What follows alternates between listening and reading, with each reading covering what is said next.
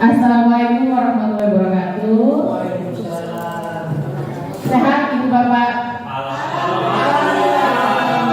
Sudah sarapan belum nih? Belum ya. Ya, terima kasih kesempatannya menghadiri acara diseminasi saya, Ibu Bapak wali kelas juga. Ini pengimbasan juga nanti akan mudah-mudahan Ibu Bapak wali kelas diterapkan di dalam kelas masing-masing tentang budaya positif. Acara hari ini tentang diseminasi penyebaran pemahaman budaya positif. Ini tugas aksi nyata saya modul 1.2 tentang penyebaran pemahaman budaya positif. Nah, nanti materi yang akan saya sampaikan itu ada pembelajaran dengan paradigma baru, teori kontrol, disiplin positif, nilai-nilai kebajikan, kebutuhan dasar manusia, posisi kontrol guru, keyakinan kelas, dan segitiga restitusi. Nah, mungkin Ibu Bapak pernah dengar pendidikan menurut KHD atau Hajar Dewantara. Ini ada dalam PMM juga. Sudah mengerjakan topik 1 Ibu Bapak? Sudah ya? Sudah dapat sertifikatnya juga ya Ibu Bapak ya? Jadi ini ada pendidikan menurut KHD, yaitu memberikan tuntunan terhadap segala kekuatan kodrat yang dimiliki anak agar ia mampu mencapai keselamatan dan kebahagiaan yang setinggi-tingginya baik sebagai manusia maupun sebagai anggota masyarakat.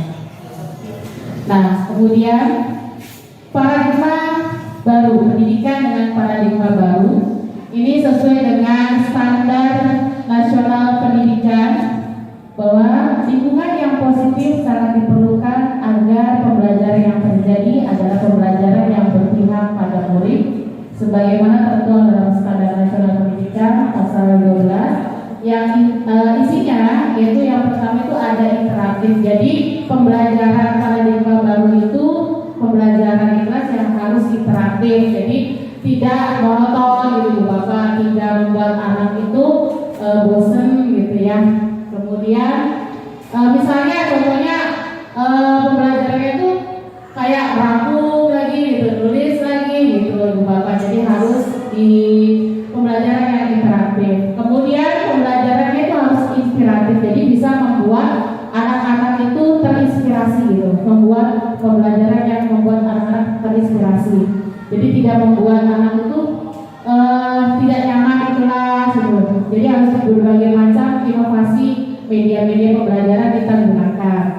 Kemudian dalam paradigma baru juga ada harus belajar itu yang menyenangkan, itu menyenangkan dan menantang dengan menghadirkan kita media-media gitu ya, media-media pembelajaran. Sekarang kan banyak Ibu Bapak yang puisi gitu ya, wordball, popro, terus yang kalau matematika itu apa? Khususi geo gitu lah ya. Nah, kemudian motivasi peserta didik untuk aktif, motivasi untuk aktif di kelas ketika pembelajaran Ibu Bapak atau kita semua gitu ya. Kemudian memberikan ruang yang cukup baik prakarsa, kreativitas, kemandirian sesuai dengan bakat, minat dan perkembangan fisik serta psikologis peserta didik. Jadi kita itu memberikan ruang kepada peserta didik, tidak boleh menuntut, tetapi kita menuntun sesuai dengan minat bakatnya dari murid kita Ibu Bapak.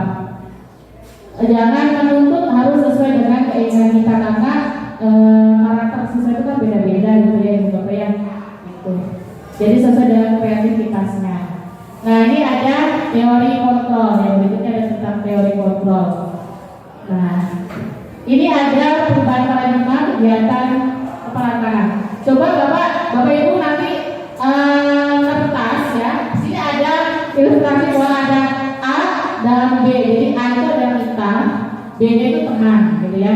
Kemudian saudara secari kertas kecil, tuliskan benda atau sesuatu yang sangat berharga untuk Anda. Letakkan di salah satu tangan Anda dan genggam benda atau sesuatu tersebut dengan segala daya. Buatlah sebuah kepala. Nanti Ibu Bapak coba kertas sobek ya. Nah, di dalam kertas itu Ibu Bapak tuliskan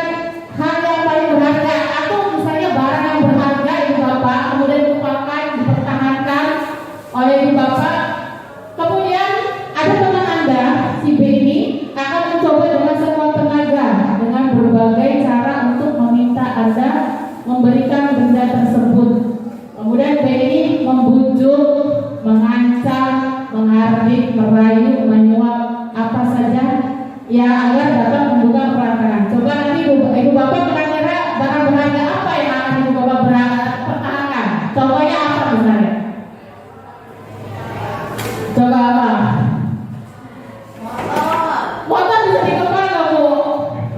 Enggak ya, yang saya kira bisa uang. Nah ya, benar uang ya. Terus selain uang betul. Nah nanti ada temannya nih misalnya si B. Nah ibu sana datang nih ke Bu Ima. Bu Ima mempertahankan kan? Apa menyerahkan ke Bu sana? Mempertahankan kan? Menyerahkan. Berarti kan? Nah, berarti menyerahkan. Enggak ya, mempertahankan ya ya. Berarti Bu Ima kalau mempertahankan uang yang dianggap yang dipegang gitu ya. Walaupun ada temannya mengajak ayolah sini Bu Ima gitu kan. Buat saya aja gitu. No, kayak gitu. Kemudian ada lagi misalnya Pak Arif rayu 5 9 bikin dulu 100 gitu ya. No, gitu kan. Walaupun datang banyak yang mengancam menghardik Bu Ima berayu gitu kan, apa yang akan terjadi? Dipertahankan ya Ibu Bapak ya. Jadi sama juga dengan peserta didik gitu. Nah ini. Jadi apa yang tadi tentang perubahan paradigma, ibaratnya kita itu seperti ilusi kontrol. Kenapa? Karena ketika kita membuat anak itu sesuai dengan keinginan kita, gitu ya. Kadang-kadang kita belajar itu kan, kamu tuh harus kerjakan tugas sesuai dengan instruksi ibu, sesuai dengan bapak, gitu kan. Tapi tidak, anak itu padahal tidak bisa kemampuannya, tapi bahkan kemampuannya itu lebih dari ekspektasi kita, gitu kan. Gitu ya Bu Bapak ya. Jadi itu hanya ilusi kontrol sebagai ilusi guru aja untuk mengontrol siswa, mengontrol murid. Jadi ketika misalnya kita pengen punya keinginan murid itu sesuai dengan kita, tetapi siswa itu tidak bisa, malah dia lebih jago lagi gitu loh. Itu Ibu Bapak. Kemudian ada ilusi bahwa kritik dan membuat orang merasa bersalah dapat menguatkan karakter. Jadi kadang-kadang kita itu menghardik siswa, menuntut siswa itu bisa saja kayak nggak mau dikritik kitanya gitu. Apa sih kamu tuh nurut aja sama saya gitu. Pokoknya tugas harus sesuai dengan seperti saya. Nah padahal kan siswa itu bahkan ada yang lebih bagus dari kita gitu instruksinya gitu ya. Pernah kan Ibu Bapak ketika tugas? Pernah ya? Nah kemudian ada bahwa semua penguatan positif efektif dan yang bermanfaat gitu. Ilusi bahwa orang dewasa memiliki hak untuk memaksa. Nah ini kadang-kadang kita sebagai guru memaksa. Pernah kita memaksa siswa harus sesuai dengan keinginan kita? Pernah ya? Saya juga sering kadang-kadang ya. Sebelum saya mengenal ilusi kontrol ini tentang budaya positif, saya juga sering kadang-kadang pelajaran PKF. Pokoknya kamu membuat seperti ini sesuai dengan instruksi saya gitu. Padahal ini nggak boleh cuma ilusi kita aja Bu Bapak. Jadi jangan sampai kita itu mengontrol murid. Jadi biarkan murid itu kita bimbing, menuntun bukan menuntut Ibu Bapak. Ya. Nah di sini ada perubahan paradigma stimulus respon dan teori kontrol atau teori pilihan. Mungkin ini pernah dengar kata-kata stimulus respon ketika kuliah atau ketika PPG ya Ibu Bapak ya. Ada ya stimulus respon gitu. Nah di sini ada siapa sesungguhnya yang memiliki kontrol. Nah ini ada perbandingannya, ini stimulus responnya, ini teori kontrolnya. Jadi kalau yang stimulus respon, kita mencoba mengubah orang agar berpandangan sama dengan kita. Jadi kita tidak bisa juga merubah orang ya Ibu Bapak ya. Kalau sesuai dengan kita berarti gimana tuh? Mau nggak tuh ya orangnya? Jadi kalau misalnya siswa harus menurut kita terus gitu kan, nggak baik juga ya buat siswa gitu Ibu Bapak. Nah kemudian kalau teori kontrolnya kita berusaha memahami pandangan orang lain tentang dunia. Itu. Kemudian perilaku buruk dilihat sebagai suatu kesalahan. Kalau yang teori kontrolnya semua perilaku memiliki tujuan. Jadi kadang-kadang siswa itu ada siswa itu kan kenakalannya luar biasa. Misalnya dia sering bolos, sering tawuran atau sering membuat jahil gitu teman-temannya. Nah, mungkin dia punya tujuan tuh Bapak. Tujuannya misalnya dia camper gitu ya ke teman temannya, ke gurunya. Jadi tidak semata-mata kita harus membuat sesuatu. Oh, kamu tuh nakal sekali gitu ya. Padahal kita belum tahu kelakuan siswa melakukan seperti itu tuh kenapa. Padahal kita melihat siswa itu di luarnya mungkin dia lagi punya masalah dengan keluarganya, melihat orang tuanya berantem gitu ya. Biasanya dapetnya di sekolah gitu Bapak. Jadi punya tujuan masing-masing kenapa sih bisa senakal itu gitu. Kemudian stimulus respon berikutnya orang lain bisa mengontrol saya. Nah, kalau yang saya kontrol ya hanya Anda yang bisa mengontrol diri Anda. Kemudian pemaksaan ada pada saat bujukan gagal. Kalau self kontrolnya kolaborasi, konsensus menciptakan pilihan-pilihan baru. Jadi kalau misalnya ini ada bujukan, biasanya siswa itu kan kalau nakal itu bawa-bawa teman ya. Jadi bawa kelas banyak gitu loh, mereka kemana-mana gitu kan, berkolaborasi nakalnya gitu. Kemudian model berpikir menang kalah, model berpikir menang-menang. Nah ini kalau yang stimulus respon berpikirnya siswa itu kalah, guru itu menang. Tapi kalau menurut teori kontrol berpikirnya harus menang-menang, sama-sama saja. Kadang-kadang kita tidak tahu tujuan siswa itu menakalnya kenapa. Kadang-kadang kita menganggap siswa itu salah gitu. Ya harus memegang ini menang-menang, tidak ada antara guru dengan murid itu menang dan kalah. Gara-gara kenakalan jadi siswa itu kalah gitu. Nah di sini ada makna disiplin itu Bapak. Makna disiplin disiplin itu menurut Ibu Bapak apa ya kira-kira ya? Disiplin itu apa? Ada yang ini apa? Patuh. Disiplin itu saya juga baru lihat nih. Kalau disiplin itu sebenarnya artinya itu adalah belajar, gitu. Nah kita tahu kan kalau disiplin itu patuh, taat, gitu ya. Nah di sini ada kalau makna disiplin itu adalah berasal dari bahasa Latin disiplina, yang artinya itu adalah belajar. Jadi makna asal dari kata ini berkonotasi dengan disiplin diri dari murid-murid menurut Socrates dan Plato. Nah, di sini ada disiplin diri membuat orang menggali potensinya menuju sebuah tujuan apa yang dihargai. Namun dalam budaya kita, makna kata disiplin telah berubah menjadi sesuatu yang dilakukan seseorang pada orang lain untuk mendapatkan kepatuhan. Kecenderungannya adalah menghubungkan kata disiplin dengan ketidaknyamanan, bukan dengan apa yang kita hargai atau pencapaian suatu tujuan yang mulia. Nah, di sini ada juga makna disiplin bahwa disiplin itu adalah belajar mengontrol diri dengan menggali potensi kita agar tercapai tujuan yang mulia, yaitu sesuatu menjadi seseorang yang kita inginkan berdasarkan nilai-nilai yang kita hargai. Nah, sekarang ada tentang nilai-nilai kebajikan universal. Nilai-nilai kebajikan itu adalah sifat-sifat positif manusia yang merupakan tujuan mulia yang ingin dicapai setiap individu. Nilai-nilai tersebut bersifat universal dan lintas bahasa, suku bangsa, agama maupun latar belakang. Kita tahu bahwa nilai-nilai kebajikan universal itu adalah ini Bapak: keadilan, tanggung jawab, kejujuran, bersyukur, lurus hati, berprinsip, integritas, kasih sayang, rajin, komitmen, percaya diri, dan kesabaran. Nah, di dalam nilai-nilai kebajikan tadi, kalau kita gabungkan kita sambungkan dengan kurikulum Merdeka, itu ada dalam profil pelajar Pancasila, di mana kita tahu bahwa profil pelajar Pancasila itu ada beriman, mandiri, bernalar kritis, berkebinekaan global, bergotong royong, dan kreatif. Nah, dalam rangka menciptakan lingkungan yang positif, maka setiap warga sekolah dan pemangku kepentingan perlu saling mendukung, menghayati, dan menerapkan nilai-nilai kebajikan yang telah disepakati bersama untuk dapat menerapkan tujuan mulia tersebut.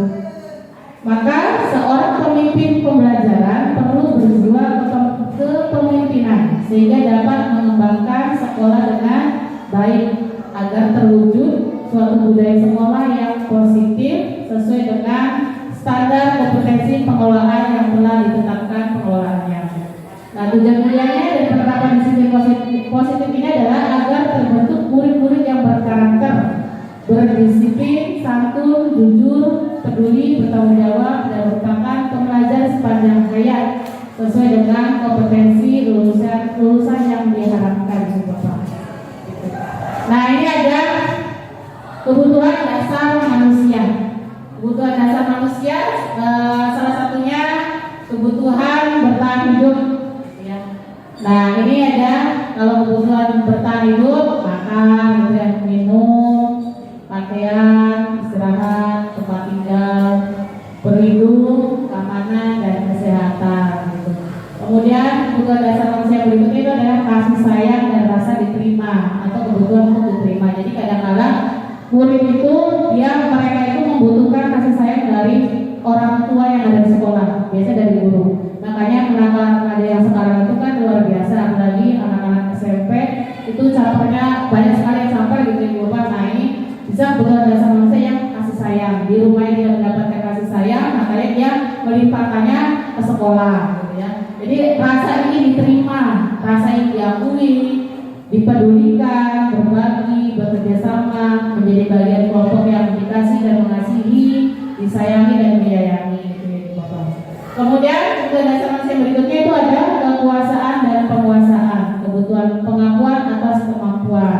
Jadi kekuatan mencapai sesuatu, menjadi kompeten, terampil, memimpin, diakui, didengar, kemudian harga diri, keinginan dianggap. Jadi kadang-kadang murid itu kan pengen diakui dari kelompoknya gitu kan, apalagi sama gurunya gitu, pengen diakui, pengen bahwa saya itu bisa gitu, punya kompeten, punya ranking gitu, pengen di depan guru itu memperlihatkan bahwa saya itu pintar gitu kan. Itu kan butuh pengakuan tuh. Banyak sih saya seperti itu ya Bapak ya. Kemudian kebebasan, kebutuhan akan pilihan, mandiri, otonom, memiliki pilihan, kebutuhan bergerak, mencoba-coba dan mengeksplorasi hal-hal baru yang menarik. Kemudian kebutuhan dasar manusia berikutnya itu ada kesenangan, kebutuhan untuk merasa senang, mencari kesenangan, humor, bermain, bersenang-senang, bergembira, antusiasme dan tertawa. Ini yang banyak sekali nih. Siswa itu kan kadang-kadang mencari kesenangan yang luar biasa gitu. Nah ini bersenang-senang, bergembira, kalau belajar kan males, tapi kalau untuk jampon gitu kan, wah luar biasa gitu ya. Kemudian ini ada tentang motivasi perilaku manusia. Teori motivasi perilaku manusia ini ada untuk menghindari ketidaknyamanan hukuman. Jadi ketika siswa itu melakukan pelanggaran kemudian mendapatkan hukuman kan gitu, kadang-kadang kan siswa tidak senang itu dihukum. Bu, saya tidak bersalah, kenapa harus dihukum gitu kan. Kemudian untuk mendapatkan imbalan, contohnya misalnya nih kita datang pagi-pagi, kemudian pengen dapat imbalan di Sanjung. Ya, misalnya nih Bu Ipa katanya pagi-pagi nih berangkat demi untuk mendapat imbalan dari atasan gitu kan. Nah ini nih ya, untuk mendapatkan imbalan gitu kan, atau malahan gitu ya, contohnya gitu kan. Kemudian untuk menghargai diri sendiri. Nah ini misalnya untuk menghargai diri sendiri itu, ini sesuai dengan disiplin positif. Misal saya datang pagi-pagi sebelum jam 7, ya karena kewajiban kita sebelum jam 7 harus udah di sekolah gitu ya, atau jam 7 dari sekolah. Nah itu berarti kan menghargai diri sendiri gitu kan, bukan untuk mendapatkan imbalan, apalagi untuk tidak nyaman hukuman gitu Bu Bapak ya. Nah kemudian ini ada hukuman, konsekuensi, dan restitusi. Kalau dengan kata hukuman itu apa ya Bu Bapak ya? Hukuman, sanksi, terus gitu. Betul, sanksi. Kalau konsekuensi dengan hukuman bedanya apa ya Bu Bapak ya? Konsekuensi itu kayak hukuman, sanksi ya betul, ganjaran gitu kan. Ketika kita melakukan kesalahan pasti kita dapat hukuman gitu. Kalau konsekuensi itu misalnya, kalau hukuman itu asal kita ngasih hukuman aja, tapi kalau konsekuensi itu yang pertama ya awalnya sudah mendapatkan kesepakatan nih, kemudian melanggar. Nah itu kan konsekuensi, sudah membuat konsekuensinya gitu kan, dilanggar gitu loh Bapak. Sudah ada peraturannya, kemudian dilanggar. Nah ini yang ketiga adalah restitusinya, yang lebih ke positifnya gitu. Nah ini bedanya hukuman dengan konsekuensi Bu Bapak. Jadi kalau saya sesuatu yang menyakitkan harus terjadi. Kalau yang konsekuensinya sesuatu harus terjadi. Gitu. Kemudian membuat anak sakit. Kadang-kadang kalau kita membuat hukuman, kita kan nggak tahu kalau di belakang kita itu siswa itu merasa sakit hati gitu. Karena sudah dihukum, padahal cuma ditegur aja. Kadang-kadang anak itu di belakang, ngedumel gitu ya. Saya benci sama ibu ini, sama Bu Us gitu kan. Gara-gara begini saya dihukum gitu kan. Ngedumel. Nah kalau konsekuensinya membuat anak merasa tidak nyaman dalam jangka waktu yang pendek. Nah, jadi kalau konsekuensi itu ketika kita sudah membuat kesepakatan dengan siswa, kamu nanti masuk pelajaran saya atau kelas, sebelum saya masuk kamu harus ada di kelas gitu. Nah tiba-tiba dia melanggar, nah itu bisa maksudnya ke konsekuensi. Tapi kalau hukuman itu langsung dihukum aja oleh kita gitu. Jadi tidak ada kesepakatan terlebih dahulu kalau hukuman. Nah kalau yang hukuman ini ada anak membenci kedisiplinan. Nah anak menghargai disiplin. Karena tadi kalau yang hukuman itu asal kita menghukum. Kalau konsekuensi tadi ada sudah kesepakatan, makanya anak itu, oh ya saya harus datang nih pelajarannya PKN harus lebih dulu masuk gitu. Atau sekolah lebih masuk jam sebelum jam 7. Nah kemudian mendorong anak menyakiti diri sendiri. Mendorong anak, kalau konsekuensi mendorong anak agar mudah menyesuaikan diri. Jadi kalau yang hukuman itu kadang-kadang anak itu kan kalau dihukum itu kan dia menyakiti di sini, kepikiran aja gitu. Oh saya nanti masuk BK, oh saya ini dihukum begini. Nah kalau yang konsekuensi anak itu bisa memudahkan menyesuaikan diri. Gitu karena sudah ada kesepakatan kelas, kesepakatan keyakinan sekolah. Jadi menyesuaikan kalau berangkat sebelum jam 7, masuk sebelum jam 7 berarti mereka harus masuk sebelum jam 7 gitu ya. Ya gitu. Kemudian ada konsep diri yang buruk. Kalau yang konsekuensi itu ada konsep diri yang baik. Hukuman anak belajar untuk menyembunyikan kesalahannya. Nah ini kadang-kadang kalau misalnya anak itu kan takut dihukum, makanya anak-anak itu menyembunyikan kesalahannya. Sering banyak kejadian seperti itu ya ibu bapak ya. Anak-anak kan kalau misalnya ada grup piket misalnya datang, tiba-tiba dia tahu kesalahan, dia pasti ngumpet karena takut dihukum. Contoh misalnya anak keyakinan sekolahnya harus sepatunya warna hitam, tiba-tiba dia memakai sepatu warna putih. Nah karena dia salah, makanya dia sembunyi-sembunyi gitu. Nah kalau konsekuensi anak itu belajar mematuhi peraturan. Itu apa? Kalau yang hukuman itu ada marah, rasa bersalah, dipermalukan, merasa tak dihargai gitu. Jadi ketika kita menegur anak, walaupun anak tersebut salah, karena kalau hukuman itu nggak ada kesepakatan terlebih dahulu, makanya anak itu merasa sebel ke sekolah, sebel ke kita gitu. Tapi kalau konsekuensi, karena sudah ada kesepakatan terlebih dahulu, makanya anak itu kehilangan hak, dibuat tidak nyaman, diasingkan untuk sementara. Jadi kalau misalnya konsekuensi itu kan karena sudah ada kesepakatan, kamu harus resikonya. Karena sudah tahu keyakinan sekolah itu tidak boleh memakai sepatu warna putih. Kenapa kamu memakai sepatu warna putih gitu? Nah, di sini ada apa itu restitusi? Nah, di sini ada restitusi itu adalah proses menciptakan kondisi bagi murid untuk memperbaiki kesalahan mereka. Ya, jadi di dalam di dalam restitusi di antara hukuman dan konsekuensi itu yang dipakai untuk budaya positif di sekolah itu adalah restitusi, Bu Bapak. Karena untuk memperbaiki kesalahan-kesalahan yang telah dilakukan oleh murid-murid kita. Nah, sehingga mereka bisa kembali pada kelompok mereka dengan karakter yang lebih kuat, dengan memperbaiki kesalahan-kesalahan yang sudah dilakukan. Itu, Bu Bapak. Kemudian restitusi juga merupakan proses kolaborasi yang mengajarkan murid untuk mencari solusi untuk masalah mereka. Jadi misalnya nih ada masalah tadi kalau misalnya anak itu kita kan sudah ada keyakinan sekolah, apalagi poin-poin yang sudah diterapkan di sekolah kita. Tiba-tiba kita tidak mau mendengarkan alasan anak tersebut kenapa sih. Kadang-kadang kita tidak tahu ibu bapak ya, anak itu ekonominya bagaimana, masalah keluarganya bagaimana. Kemudian ketika sudah datang ke sekolah, tiba-tiba dihukum oleh sekolah. Contoh tadi ketika masuk buru-buru ke sekolah memakai sepatu warna putih, aturannya poinnya dalam aturan itu kan salah tuh masuk poin. Nah, harusnya sepatu warna hitam. Kita tidak mau mendengarkan tuh ke anak itu, kamu kenapa pakai sepatu warna putih? Asal kita, kamu salah, kamu dapatkan poin ya, sanksi gitu.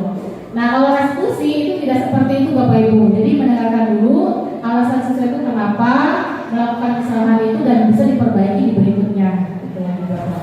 Nah, mencari solusi untuk masalah mereka, bukan tidak ada solusi. Kadang-kadang kita menghardik siswa itu kan langsung mengancam tanpa ada solusi. Jadi harus dikasih solusi. Oh, berarti besok nanti kamu pakai sepatu hitam ya, begitu Ibu Bapak. Jadi ada solusinya. Membantu murid untuk berpikir tentang orang seperti apa yang mereka ingin menjadi, tujuan mulia dan bagaimana mereka harus memperlakukan orang lain, itu menurut dosen. Nah, di sini ada identitas gagal, lingkungan, dan disiplin positif dan identitas sukses.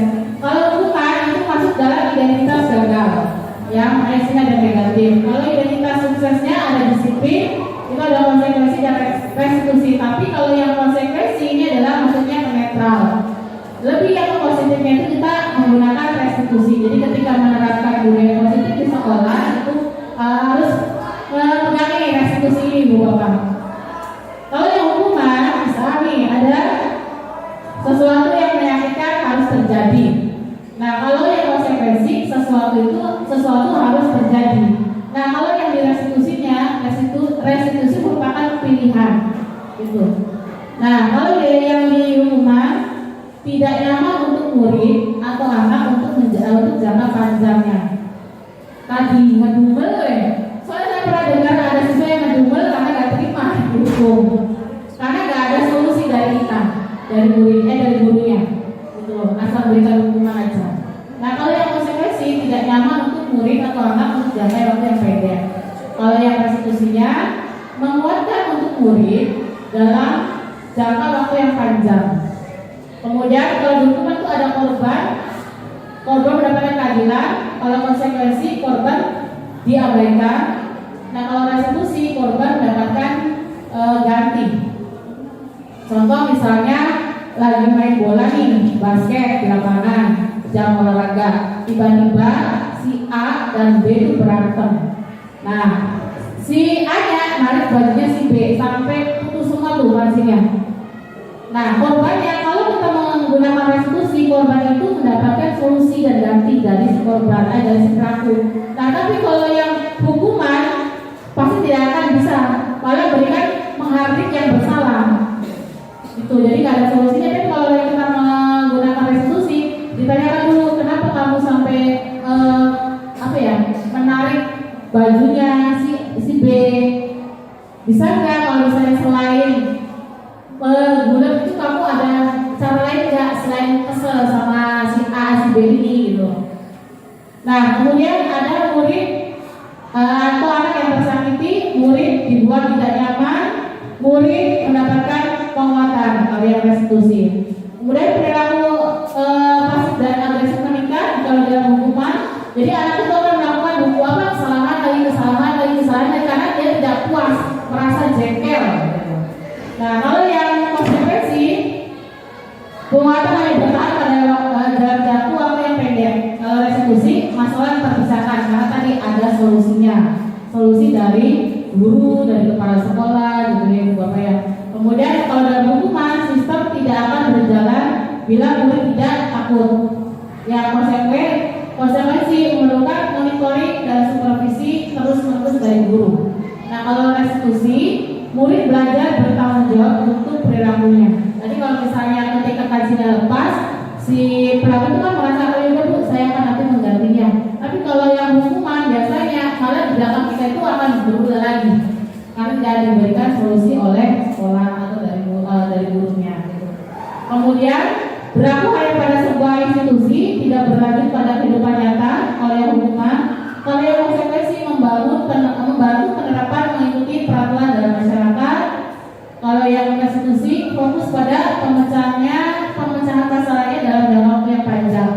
Kemudian kalau yang hukuman peraturannya adalah bla bla bla bla, kamu harus bla bla bla bla. Jadi harus menghardik. Kamu tuh harus begini ya sesuai dengan keinginan kita. Tapi kalau yang konsekuensi apa sih peraturannya? Kamu tahu nggak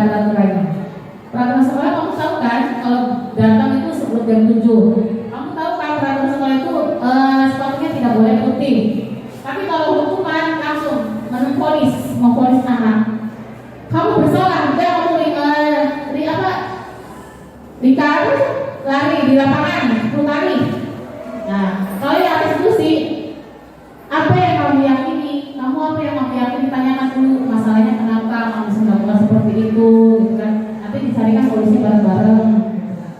Nah, apa yang bisa kamu lakukan untuk memperbaiki masalah ini? Ditanyakan apa yang kamu akan memperbaiki kesalahan kamu hari ini. Jadi ada solusinya itu, Pak. Kemudian kalau hukuman murid atau anak membenci peraturan, semakin ada peraturan, karena kita sering menghukum, anak itu semakin benci. Kemudian kalau yang konsekuensi, murid atau anak menghormati peraturan. Kalau yang restitusinya, murid atau anak menghormati dirinya dan orang lain. Karena sudah ada kesepakatan terlebih dahulu, makanya kalau yang kita menggunakan restitusi, anak itu akan menghormati. Oh iya, adanya kesadaran, saya tidak boleh memakai sepatu warna putih. Oh iya, saya tidak boleh masuk sebelum jam 7. Seperti itu buat ibu bapak. Nah, ini ada 9 ciri-ciri dari restitusi. Itu bukan untuk menebus kesalahan, namun untuk belajar dari kesalahan, memperbaiki hubungan, tawaran, atau bukan paksaan. Kemudian restitusi itu menuntut untuk melihat ke dalam diri. Restitusi mencari kebutuhan dasar yang mendasari tindakan. Restitusi diri adalah arah yang paling baik. Restitusi fokus pada karakter bukan tindakan. Restitusi fokus pada solusi. Restitusi juga mengembalikan murid pada yang berbuat salah pada kelompoknya. Gitu. Nah, ini ada 5 kontrol dulu. Jadi ketika kita tahu mana nih kita menggunakan restitusi atau tidak, gitu kan? Jadi kita harus tahu 5 kontrol guru, Bapak. Yang pertama, kita sebagai guru apa nih dalam 5 ini? Apakah guru penghukum? Apakah guru pembuat rasa bersalah? Apakah guru sebagai teman? Apakah guru sebagai pemantau? Apakah manajer? Bukan manajer perusahaan gitu, Bapak ya. Kira-kira aku pernah jadi guru yang apa nih dalam 5 kontrol guru ini, Bapak? Kalau saya kayaknya penghukum pernah, guru sebagai teman pernah, gitu ya. Memantau, yang memantau aja gitu ya.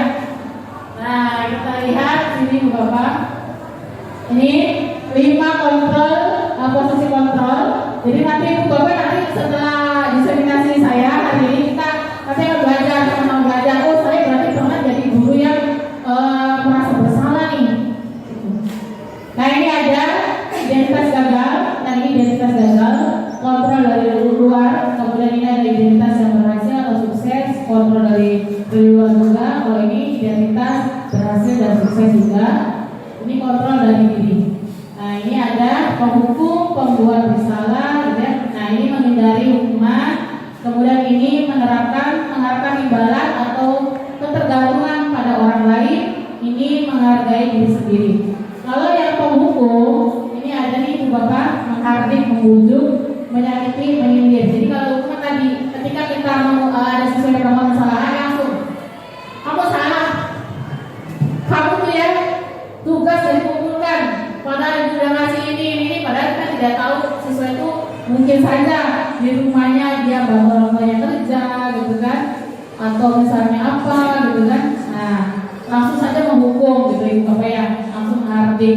Nah, kalau yang misalnya membuat merasa bersalah, misalnya nih berceramah misalnya, kamu tuh ya nggak kasihan ya sama ibu kan nanti dimarahin sama ibu kepala sekolah. Jadi ada kelas loh, bapak. Jadi membuat siswa itu kayak merasa tuh ya kasihan gitu sama ibu us gitu kan, gitu. Jadi seharusnya kamu tuh ya itu kecewa, ibu udah banggain kamu, tapi kamunya malah begini lagi. Jadi ada kelasnya kalau yang membuat rasa bersalah. Jadi siswa itu merasa bersalah. Nah, kalau misalnya teman lebih ke halo guys, lagi ngapain gitu kan, biasanya kayak gitu. Kan ada guru saya juga pernah ya bapak ya. Sebelum saya melihat makhluk ini, kadang anak itu kalau manggil, coba kumpulin dong guys, gitu kan. Nah, ibu bapak pernah nggak kalau merasa kayak seperti teman? Entah ya, saya juga pernah ibu bapak jadi membuat asal-asal untuk muridnya, misalnya manggilnya dengan kayak guys, gitu kan. Kemudian ya kayak teman aja gitu, akrab gitu kan. Nah, kalau yang pernah tahu biasanya itu dia guru yang apa nih, menghitung atau mengukur misalnya. Coba kamu atur aja, coba itu, nah kamu aja gitu, mantau aja. Jadi nggak ada melasnya, nggak ada teman gitu, cuma nama aja kalau yang nah kalau yang manajer itu adalah mengajukan pertanyaan tadi. Kalau misalnya kamu kenapa terlambat, kamu kenapa tidak mengumpulkan tugas ibu?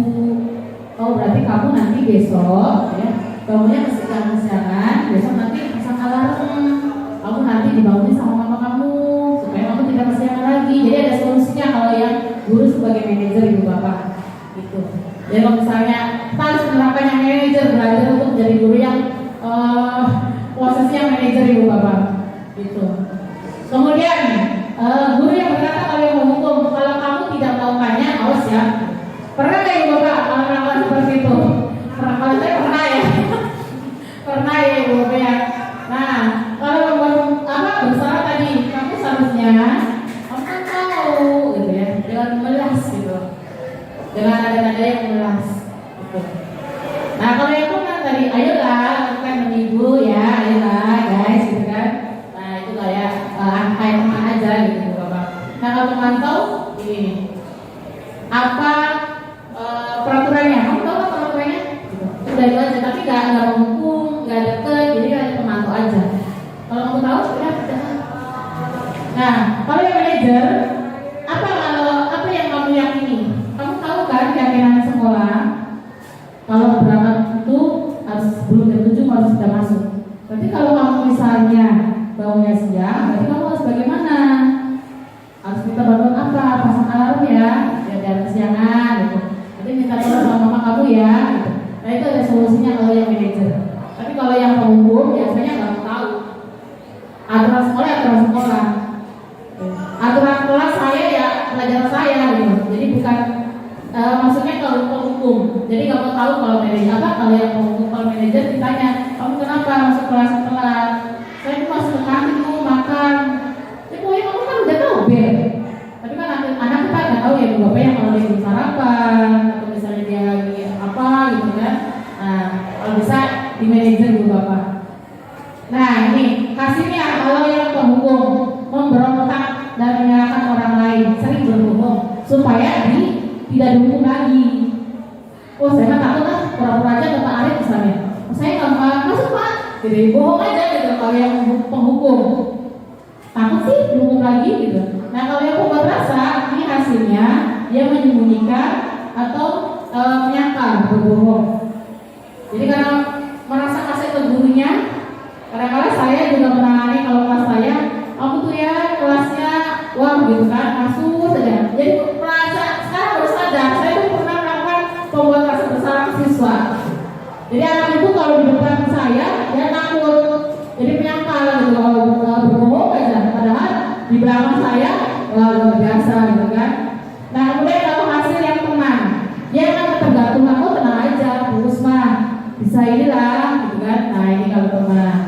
Jadi ada ketergantungannya. Nah kalau yang pemantau, ini ada menyesuaikan diri bila diawasi. Jadi kalau diawasi aja gitu. Tapi kalau nggak diawasi ya udah dilakukan lagi gitu kalau pemantau. Nah kalau yang manajer ini adalah menyesuaikan, menguatkan pribadi. Oh ya saya nggak enak nih sama Ibu Usni, saya mau berubah karena kan saya tahu sekolah nggak boleh masuk lebih dari jam 7, jadi menyesuaikan diri. Nah kemudian kaitan dengan dunia berkualitas.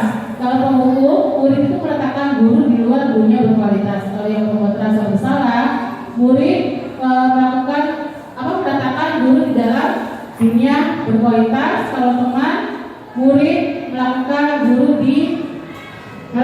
guru di sebagai orang yang sangat penting di dunia berkualitas. Kalau yang pemantau, murid meletakkan guru, peraturan dan hukum di dunia berkualitas. Kalau yang manajer, murid meletakkan dirinya sebagai individu yang positif dalam dunia berkualitas. Kemudian kalau yang motivasi murid berkatanya, ini kalau yang menghukum, biarkan saja nanti juga marah lagi. Kan ada siswa yang seperti itu ya Bu Bapak ya. Jadi meremehkan gitu kan. Oh nanti juga dihukum lagi, saya udah kebal dengan hukuman itu biarin aja lah gitu. Nah ini bunyi penghukum. Nah kalau yang membuat rasa bersalah, biasanya di depan kita aja maaf ya Bu ya, gitu. Maaf ya Bu ya, tapi nanti melakukan lagi gitu kan. Nah, kalau yang teman, saya pikir Bapak Ibu teman saya ternyata begitu ya. Gitu. Kan ada siswa yang seperti itu ya Bapak ya. Oh tenang aja. Nanti saya masuk pelajaran Uus nggak marah, tenang aja gitu kan. Nah ini yang teman. Jadi menganggap kita itu sebagai teman. Kemudian kalau yang pemantau, ini ada berapa banyak bintang yang saya hanya peroleh, berapa halaman yang harus saya tulis. Cuma pemantau aja. Jadi memberikan ibaratnya memberikan materi aja tanpa tahu detailnya. Tapi kalau yang manajer itu bagaimana suaranya agar bisa memperbaiki keadaan. Kemudian dampaknya, kalau penghukum mengulangi kesalahan lagi. Kalau pembuat merasa bersalah, dampak muridnya itu merasa rendah diri. Jadi murid itu merasa oh saya mah ya di itu kayak gak dianggap. Oh iya saya mah di ibu ini merasa gimana gitu ya. Dia mah anak emas gitu kan, dia mah anak kesayangan, gak usah apalah gitu ya. Nah ini membuat siswa itu merasa bersalah dalam dirinya siswanya. Kemudian teman lemah, tidak mandiri dan ketergantungan. Siswanya itu akan melakukan merasa ketergantungan dengan gurunya. Kemudian pemantau memiliki menitik beratkan pada sanksi atau hukuman atau hadiah yang untuk dirinya. Kalau manajer itu mengevaluasi diri bagaimana cara memperbaiki diri. Jadi dari 5 kontrol ini yang positif yang harus kita terapkan bersama-sama, jadilah guru yang sebagai manajer Ibu Bapak, bukan sebagai guru yang menghukum, bukan sebagai guru membuat rasa bersalah, bukan sebagai teman juga, dan bukan sebagai pemantau. Jadi kalau manajer itu sudah mencakup seperti di sini, kalau kita mau menghukum siswa kita harus tahu dulu asal usulnya kenapa mau menghukum siswa dan kita berikan solusinya. Jadi jangan membuat siswa itu merasa rasa bersalah ke kita, dan siswa juga boleh kita jalan sebagai teman tapi tidak seperti teman yang teman seukurannya gitu. Nanti akan merasa siswa itu akan ketergantungan dengan kita. Seperti itu Bapak. Nah di sini ada keyakinan keras. Diskriminasi tentang budaya positif ini saya harapkan nanti diterapkan dalam kelas masing-masing wali kelas Ibu Bapak untuk membuat keyakinan kelas. Jadi sini ada mengapa keyakinan kelas dan bukan peraturan kelas. Kadang-kadang kita masih menggunakan peraturan kelas. Jadi kalau misalnya di kelas itu kan ada peraturan kelas. Peraturannya tidak boleh membuang sampah sembarangan, dilarang membuang sampah sembarangan, atau misalnya tidak boleh tidur di kelas, gitu kan. Itu kan peraturan kelas. Tapi kalau keyakinan kelas, kira-kira bedanya apa ya peraturan kelas dan keyakinan kelas itu? Nah nanti kita lihat di sini. Kalau yang keyakinan kelas itu biasanya kita menggunakan kata-kata yang positif Ibu Bapak. Kalau yang peraturan kelas itu masih menggunakan kata-kata yang negatif. Contoh misalnya kalau peraturan kelas itu tadi dilarang membuang sampah. Nah kita ganti disiplin. Kemudian kalau misalnya dilarang apa ya? Apa sih peraturan kelas biasanya? Dilarang apa lagi ya? Kira-kira itu kelasnya dilarang tidur, berarti apa tuh? Disiplinnya, bertanggung jawab Pak. Disiplinnya, supaya dia kalau jamnya belajar bukan tidur tapi belajar gitu kan.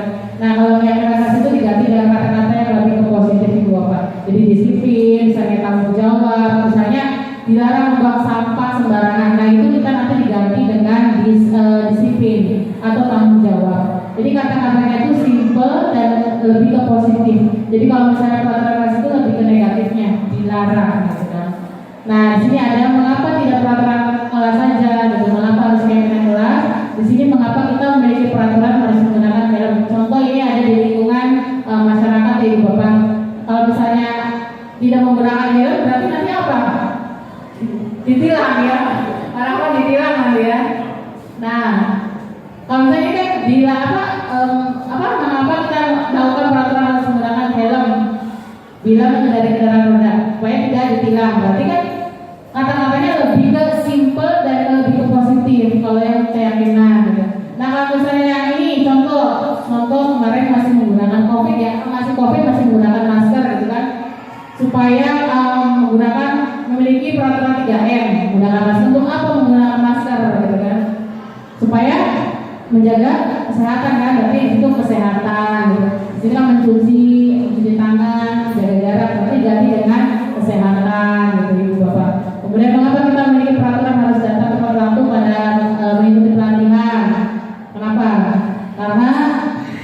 Kita kan tidak mau malu ya Bapak ya kalau telat gitu kan. Kalau udah telat, kayak kita masuk sekolah aja, kalau kita telat itu kan rasa malu gitu kan.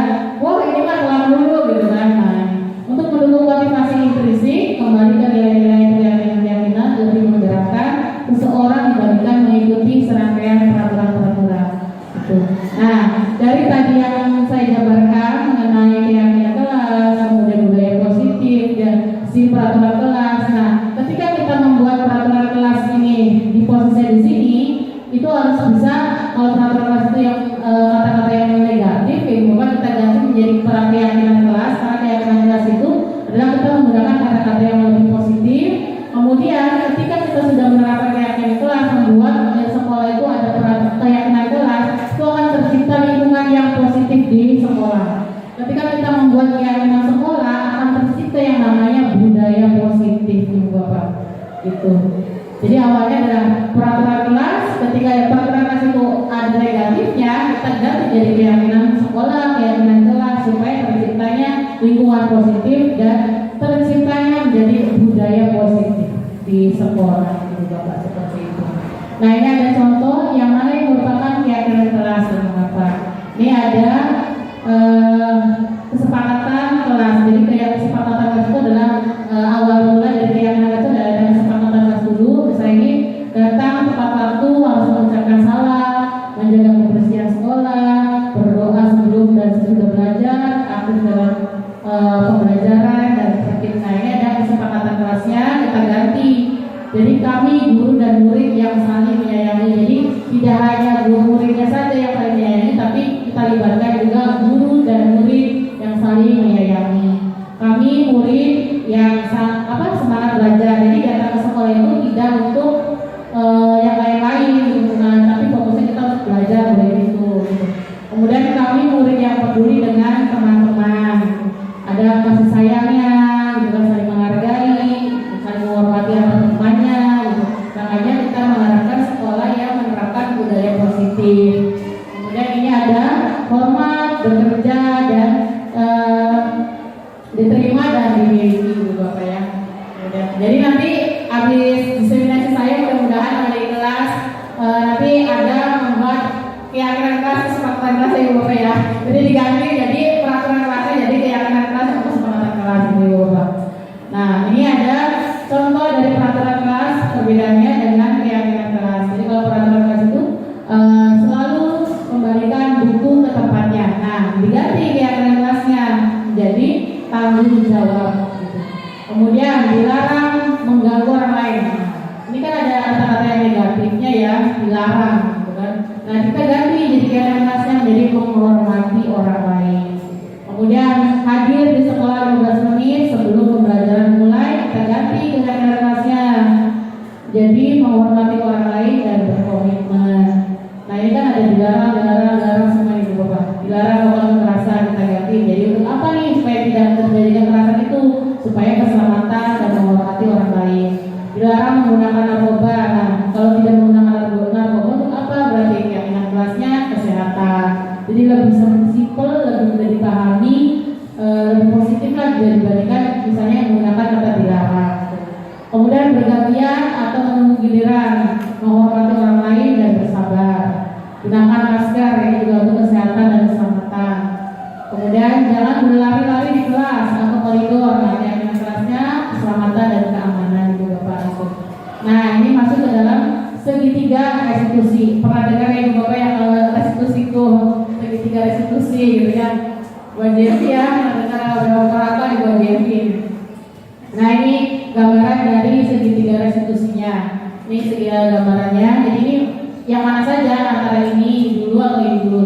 Ada menstabilkan identitas, ada validasi kebutuhan, ada menanyakan keyakinan gitu. Nah, ini segitiga restitusi ini diharapkan dipakai di dalam lingkungan sekolah yang Bapak untuk menyelesaikan sebuah kasus atau permasalahan yang dihadapi oleh murid-murid kita. Gitu. Ini ada misalnya segitiga restitusi itu dalam validasi kebutuhannya, kamu tentu punya alasan mengapa melakukan itu. Jadi kita ditanyakan dulu kepada siswa melakukan kesalahan itu kenapa. Kemudian ada cara lain nggak lebih efektif untuk apa yang kamu lakukan. Tadi kalau misalnya kita bulat, anak kita murid kita bulat, tanyakan ada nggak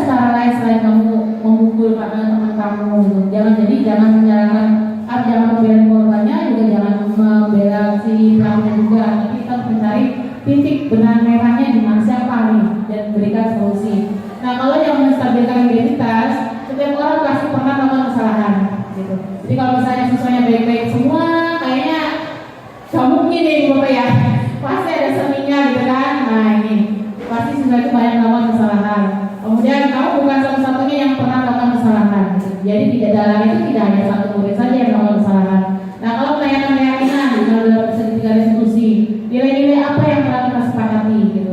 Jadi kamu tahu nggak nilai-nilai kesepakatan kelas atau keyakinan kelas atau kesepakatan sekolah itu kamu tahu nggak? Gitu. Tanyakan lagi karena kalau kesepakatan itu kan kita buat untuk sepakat. Kalau peraturan dibuat itu hanya satu orang. Jadi kalau misalnya saya nih, saya guru, ketika saya membuat peraturan kelas, siswa itu tidak dilibatkan.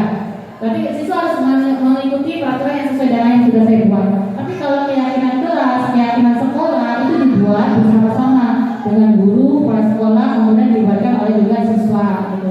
Jadi tanyakan kamu tahu nggak? Kamu sudah tahu kan keyakinan sekolah yang sudah kita sepakati, gitu kan?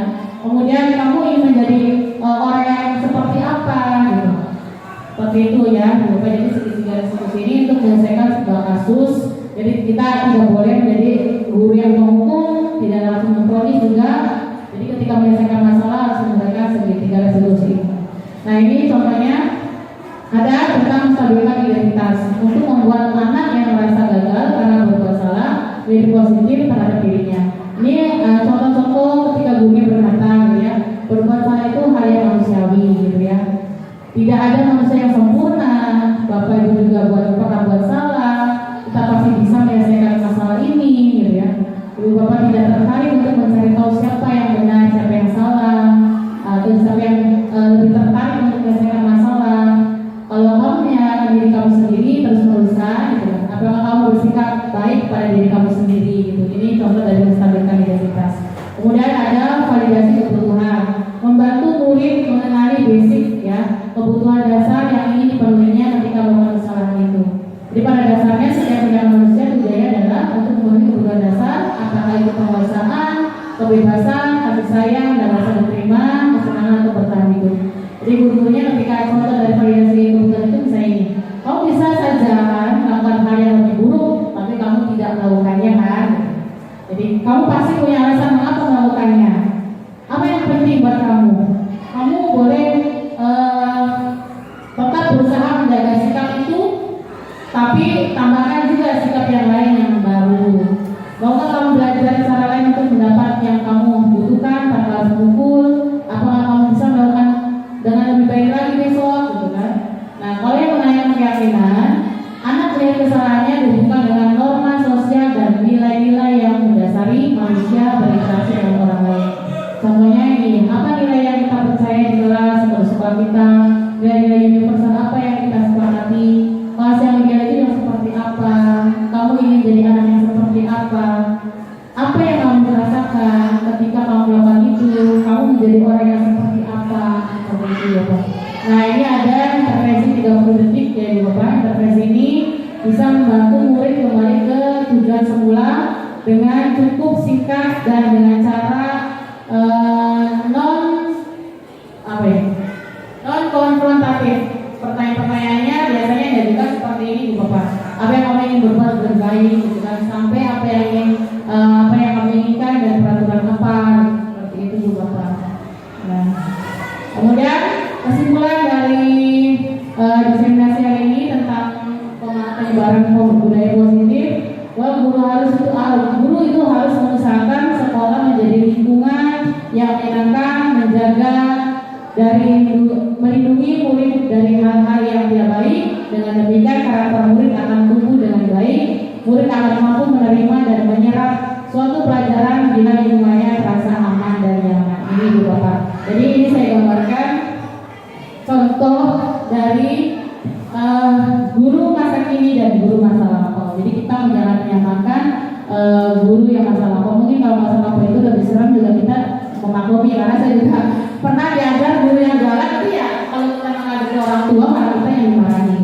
Tapi kalau misalnya sekarang itu tidak bisa dibawa. Jadi jangan menyamakan kalau kita galak atau siswa, nanti siswa itu dibiarkan orang tuanya ya. Pak, iya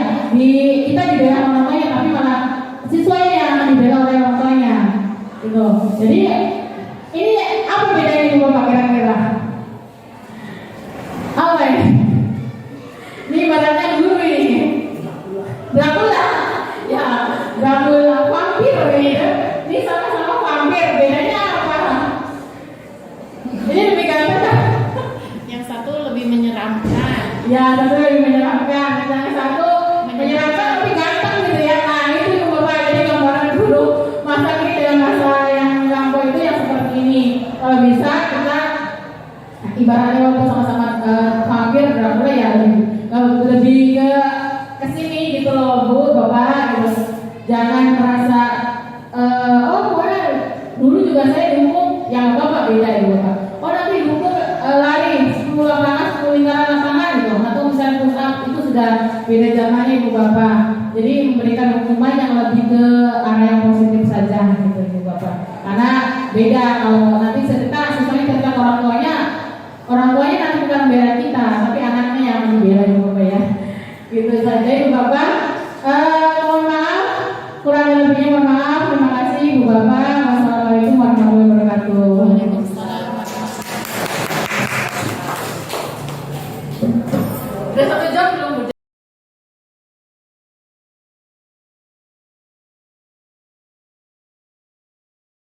Assalamualaikum warahmatullahi wabarakatuh.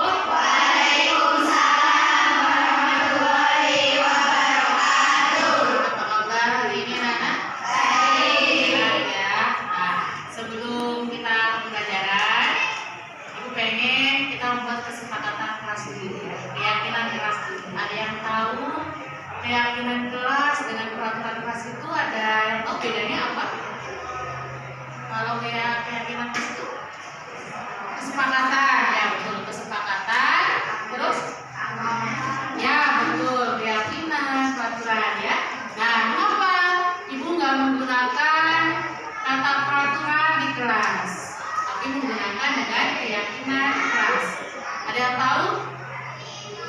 Nah ya. Jadi kalau misalnya peraturan itu kata-kata yang dilarang, tapi kalau keyakinan kelas, kesepakatan kelas itu adalah kata-kata bijaksana yang disepakati oleh semua warga kelas ya. Nah contoh misalnya kalau peraturan dilarang membuang sampah, itu kan kata yang negatif ya. Masa kok dilarang?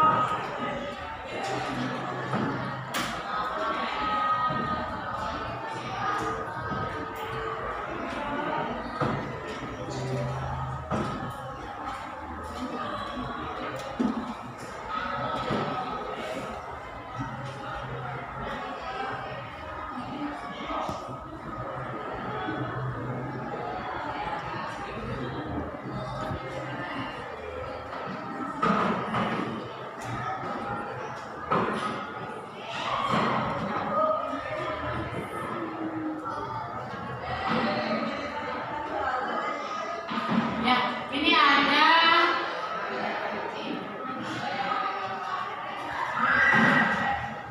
yang sama.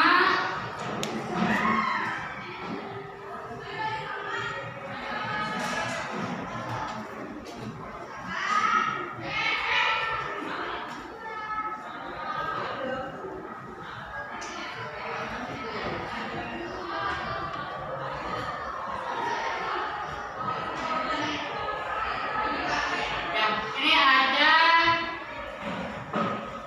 9 kesepakatan kelas ya yang Ibu ambil. Ini ada yang sama, jadi ada yang dilarang bolos. Nah, ini ada juga tidak bolos ya. Nah, kesepakatannya yang pertama kabur lagi ya. Oh, ini sama ini.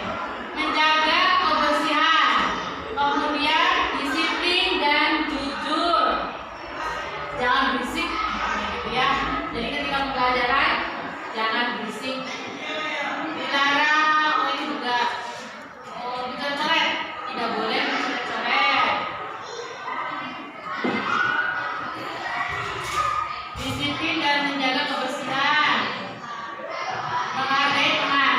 Itu adalah kesepakatan dari teman-teman kita semua yang ada di kelas 7D ya. Jadi mulai hari ini dan seterusnya untuk pembelajaran kita selanjutnya kalian harus menyepakati ya kegiatan kelas yang sudah kalian buat. Paham ya? Ya, terima kasih. Assalamualaikum warahmatullahi wabarakatuh. Waalaikumsalam warahmatullahi wabarakatuh.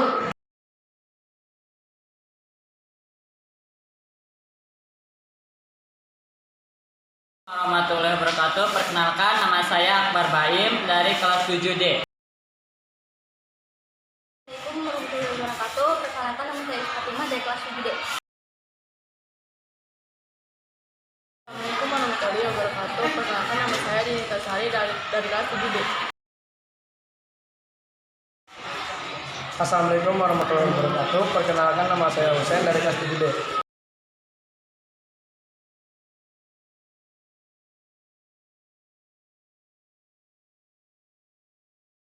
Sangat merasa senang karena siswa-siswi 7D menjadi bersemangat untuk melakukan keyakinan kelas. Merasa senang